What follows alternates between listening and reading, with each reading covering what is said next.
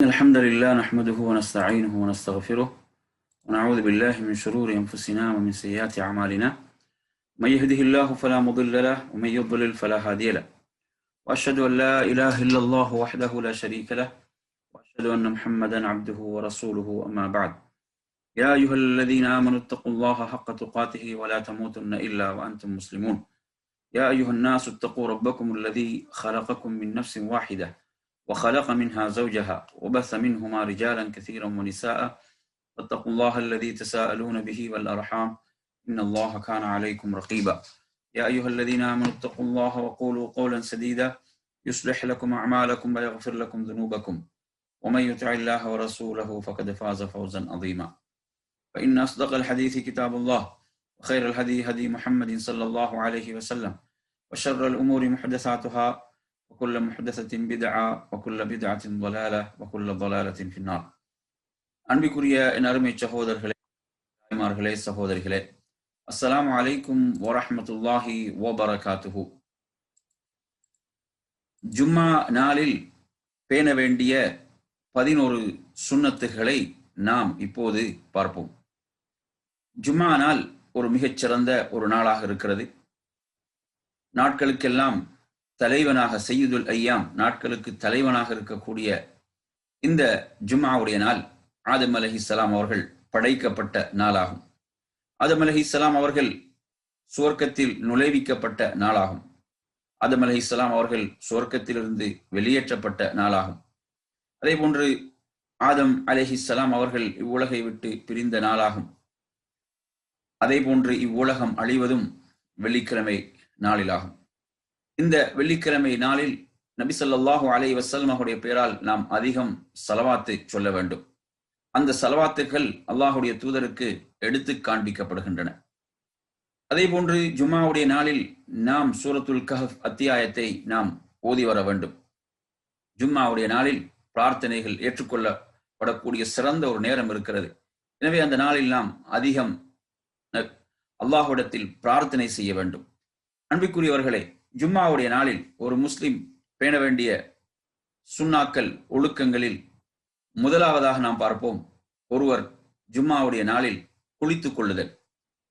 Abu Zayed அல் குத்ரி ரலியல்லாஹு அன்ஹு அவர்கள் அறிவிக்கிறார்கள், அல்லாஹ்வுடைய தூதர் ஸல்லல்லாஹு அலைஹி வஸல்லம் அவர்கள் குறிப்பிட்டார்கள், ஜும்மாவுடைய நாளில் பருவமெய்திய ஒவ்வொருவரும் குளித்துக் கொள்வது கடமையாக இருந்து கொண்டிருக்கிறது என்ற இந்த செய்தி.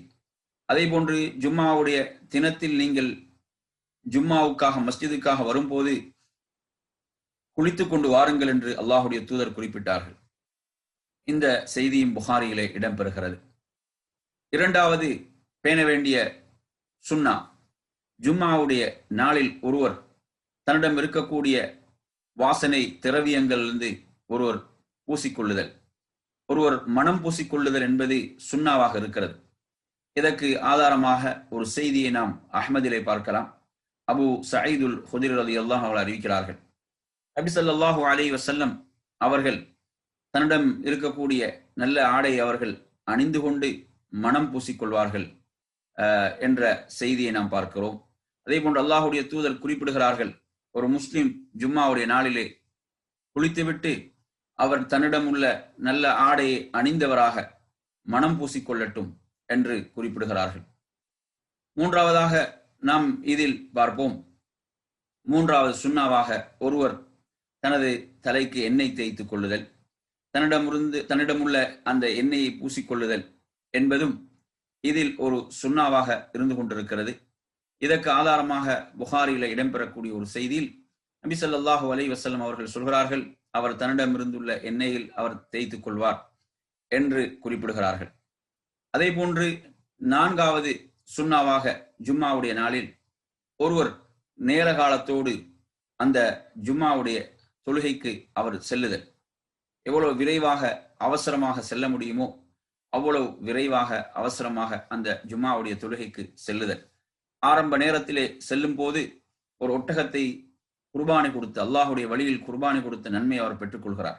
இரண்டாவது நேரத்தில் செல்லும் போது ஒரு மாட்டை குர்பானி கொடுத்த நன்மை, மூன்றாவது நேரத்தில் செல்லும் போது ஒரு ஆட்டை குர்பானி கொடுத்த நன்மை, நான்காவது நேரத்தில் செல்லும் போது ஒரு கோழியை குர்பானி கொடுத்த நன்மை, 5வது நேரத்தில் செல்லும் போது ஒரு முட்டையை குர்பானி கொடுத்த நன்மை, இவ்வாறாக இந்த நன்மைகளுடைய சிறப்புகள் சொல்லப்பட்டிருக்கின்றன.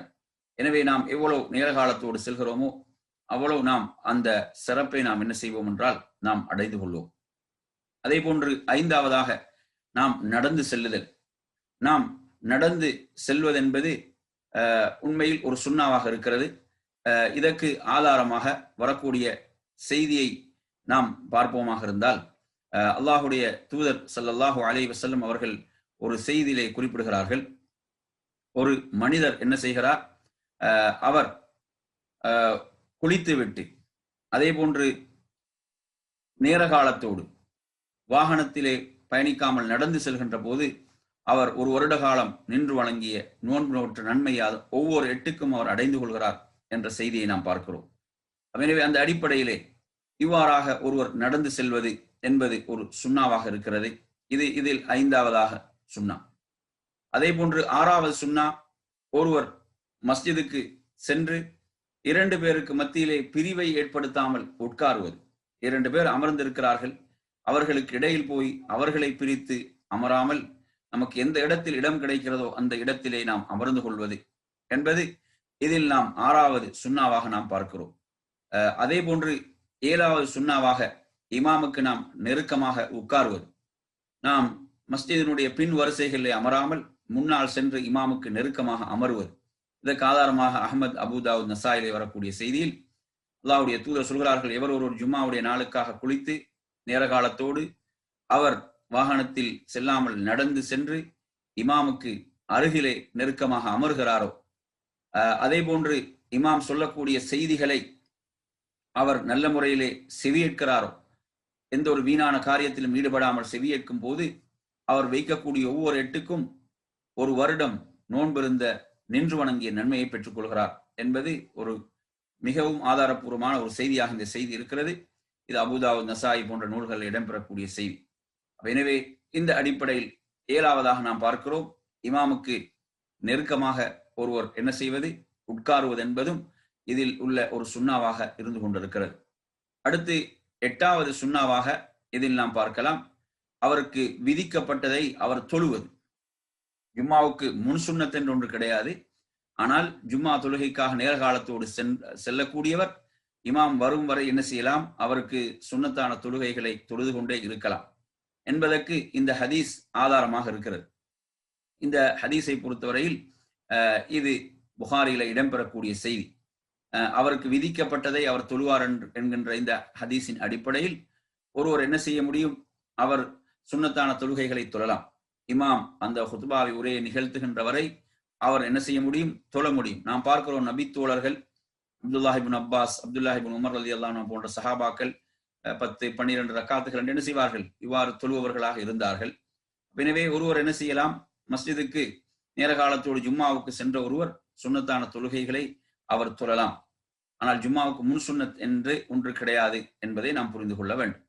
அதே போன்று 9வது சுன்னாவாக இதில் நாம் பார்க்கிறோம், ஒருவர் உரையை அமைதியாக செவிதாழ்த்தி கேட்பது. அந்த உரை நிகழ்த்தப்பட ஆரம்பிக்கப்பட்டு விட்டால் என்ன செய்ய வேண்டும், அவர் அமைதியாக செவிதாழ்த்தி யாருடனும் எதுவும் பேசாமல் அந்த உரையை அவர் செவிதாழ்த்தி கேட்க வேண்டும். பக்கத்தில் உள்ளவரோடு பேசும்போது அவர் என்ன செய்து விடுகிறார், அந்த ஜும்மாவை அவர் வீணாக்கி விடுகிறார் என்கின்ற அளவுக்கு செய்திகள் இடம்பெறுகின்றன. எனவே அமைதியாக ஒருவர் அந்த ஹுத்பாவை உரையை கேட்பது, இது 9வது சுன்னாவாக இருந்து கொண்டிருக்கிறது. 10வது சுன்னா, ஒருவர் இமாம் உரையை நிகழ்த்தி கொண்டிருக்கின்ற போது மஸ்ஜிதுக்கு நுழைந்தாலும் அவர் 2 ரக்காத்துகள் தொழுது விட்டுத்தான் உட்கார வேண்டும். தஹியத்துல் மஸ்ஜித் 2 ரக்காத்தை தொழுது விட்டுத்தான் அமர வேண்டும். அல்லாஹ்வுடைய தூதர் சொன்னார்கள், உங்களில் ஒருவர் ஜும்மாவுடைய நாளில் இமாம் உரை நிகழ்த்தும் போது அவர் சமூகம் அளித்தாலும் அவர் 2 ரக்காத்துகளை சுருக்கமாக தொழுது கொள்ளட்டும் என்ற செய்தி முஸ்லிமிலே இடம்பெறுகிறது, முஸ்லிமிலே பதிவாக இருக்கிறது. எனவே இந்த சுன்னாவையும் நாம் கவனத்தில் கொள்ள வேண்டும்.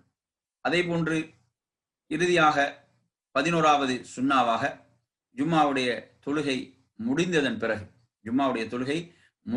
பிறகு ஒருவர் 2 ரக்காத்துகளோ 4 ரக்காத்துகளோ சுன்னத்தை தொழுது கொள்வது.